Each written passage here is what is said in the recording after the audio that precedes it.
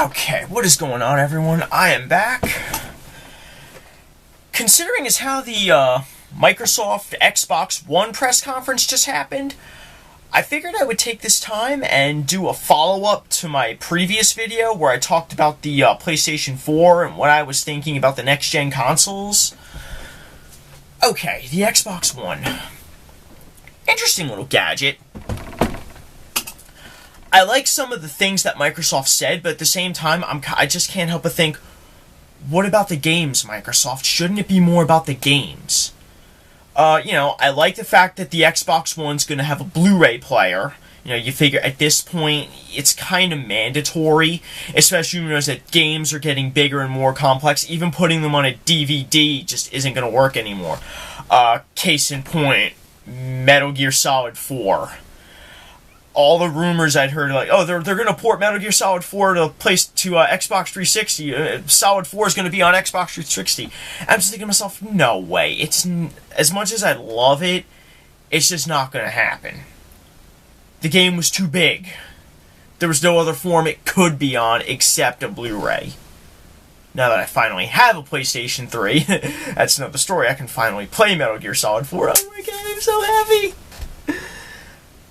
Besides the point. I also like the fact that Microsoft said they're going to be buying a lot more servers for Xbox Live, because let's face it, especially when you're playing fighting games, like I do, you run into a lot of lag. It's probably my biggest complaint with King of Fighters 13 had a lot of lag, at least the matches I've played. Mortal Kombat 9 was really bad with it. Injustice, it's not so much the lag, just the matchmaking I'm not a big fan of. It takes a long time to get into a match, and when you do, I usually end up having to face that guy who has like 5,000 wins or something like that, and I've got no chance against him. But at least Microsoft has acknowledged the fact that they want to make more servers, which would, I'm guessing it'll make matchmaking better. I'm hoping it'll make lag a non-issue. Especially for those guys who play their Call of Duty. I always watch these videos where they're talking about, like, oh, lag is horrible in Call of Duty. I shoot the guy, I put like 50,000 bullets in him, he doesn't die. Meanwhile, he hits me once and I die.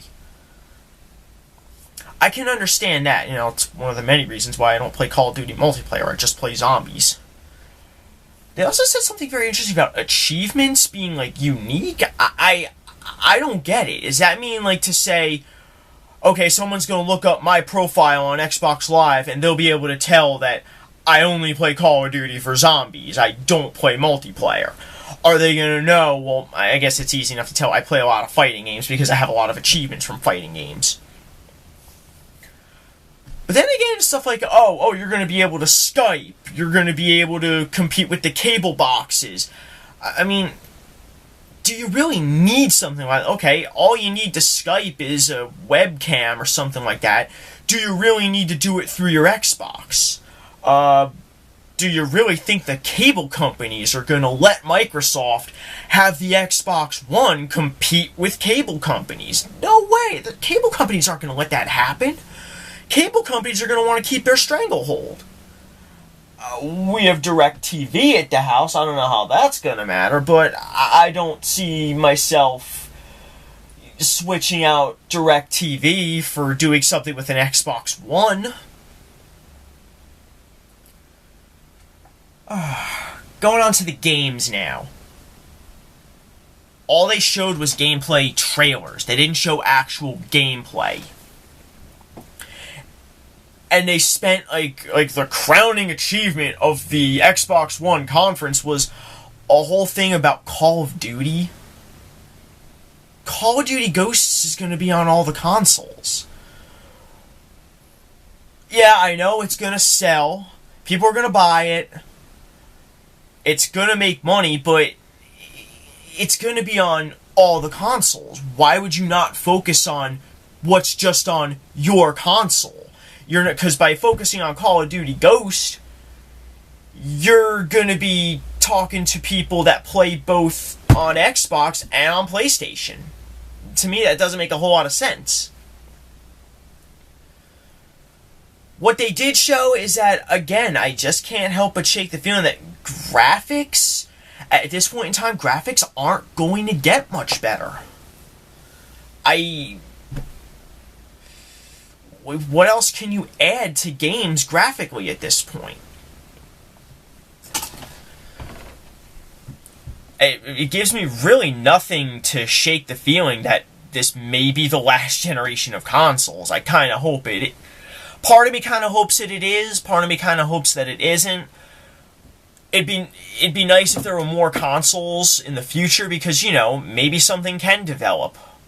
But at the same time, right now, I can only comment on what I've seen so far. And what I've seen is that the games themselves just aren't going to get any better graphically. They're not going to get any more technologically developed. We're on the 8th generation of consoles. Do we really need a 9th? I still say the answer is no. Another bone of contention I have with the Xbox One is their focus on the Kinect. Darkside Phil mentioned this in his video about the Xbox One conference, and he was talking about how Microsoft is kind of going the way of the Nintendo, and how Nintendo is great at making games, but, you know, with the Wii and the Wii U, you know, first you had, like, motion controls with the Wii, which was great. I mean, it sold consoles, but it turned out a lot of people nowadays think it was just a gimmick. You know, I've always thought, oh, the Wii is nice, but it's more of like a beer and pretzels type game console rather than like the serious gaming console, which as a hardcore gamer myself, that's what I want. I don't want gimmicks. I don't want something where I can like flail around and do party game type stuff. No, I want games where I can sit down, play them, get good at them, and make videos where I can upload to YouTube. Speaking of which, that is something I found out. Yeah. Just like I thought, Xbox One used games is going to have some sort of download service, which I'm guessing that means Microsoft is going to want to make you pay again for the same price. I could be wrong about this, folks. Don't quote me on it. But I have heard that Xbox 360 controllers are not going to work on the Xbox One. And that kind of upsets me. And let me show you why.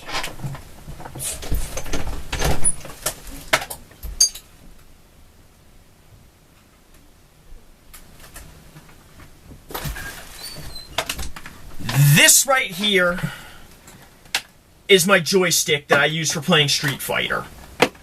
This is my arcade joystick. This is, for anybody who's interested, this is a Mad Catz Standard Edition fight stick. It was, true story, I got this Christmas Day a couple years ago, and 2 of the buttons didn't work right off the bat. Fortunately for me, back then, I knew a guy who did this sort of thing. He was able to fix this thing, and he was able to give it, like, nice custom face art right here. And whenever I play Street Fighter or Street Fighter Cross Tekken, this is what I'm playing on. Guess what? I can't use this on the Xbox One.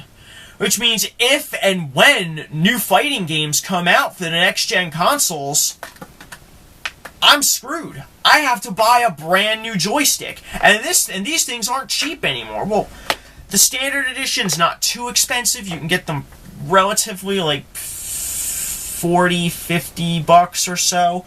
But, like, the hardcore guys who get the tournament sticks, you know, that's a $150 joystick, brand new, and now they can't use it for the new games that are going to be coming out. Because I've already seen articles on, like, Event Hubs and Shoryuken about how, okay, now what are the game developers going to do? What's Capcom going to do when the new consoles come out? What's Namco going to do? What's Arc System going to do? I don't know. I can't quite figure out why they've got to do it like that. I mean, it's just a simple USB connection. But I guess they gotta make their money. So yeah, that's a big bone of contention I have. But anyway, I just can't help but feel like Microsoft is trying to be too much like Nintendo in the way that they want to focus on all these flashy gimmicks and whatnot. At the same time, what about the serious gamer?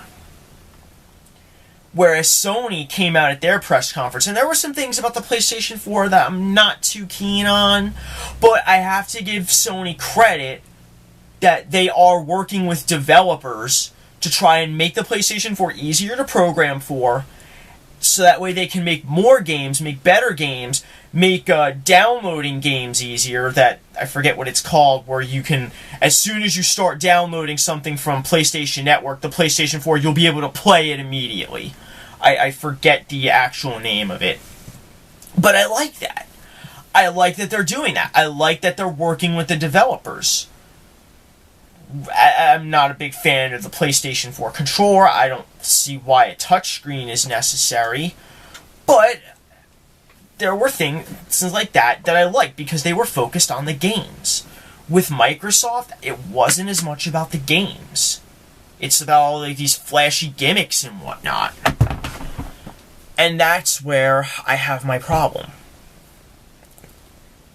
There's a lot of people that just want to focus on the games. That's what it was all about in the past, and I just can't help but think, why can't it still be like that? Like, look at, like, Super Nintendo, look at the PlayStation 1, even the PlayStation 2. It was about the games.